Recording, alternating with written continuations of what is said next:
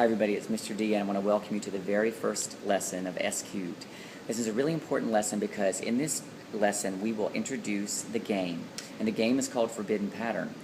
And the kids will play this game almost every single day throughout this entire process, and it teaches them how to use the signs, teaches them posture and focus and many things that help you in your daily teaching of songs even. So today I'm going to share with you the rules that you will use in this game, and I will share with you some of the ways you can have fun with it. This game is the hook, really. It is the fun part for the teacher and the student of learning sight singing, and it's important that we have fun as we're teaching it. So I'm going to share with you some of the ways I do that.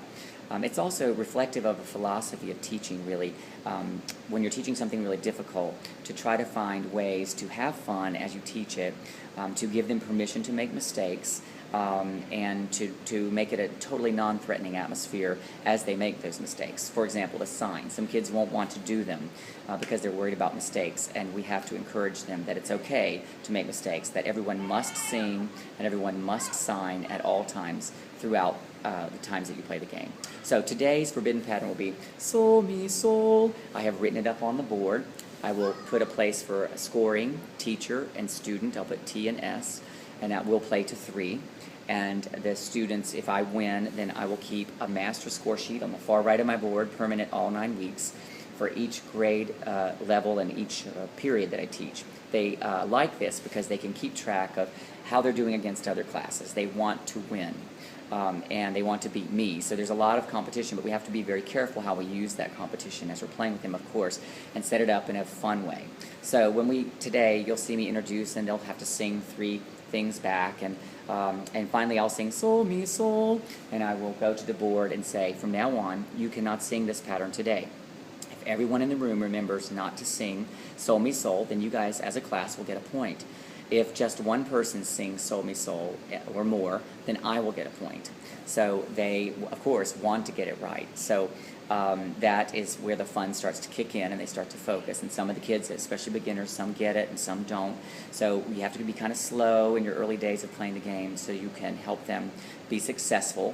And usually I win the first day, but another thing you would need to remember is that you want them to win within the first 3 or 4 days, so you might have to go slowly and help them win.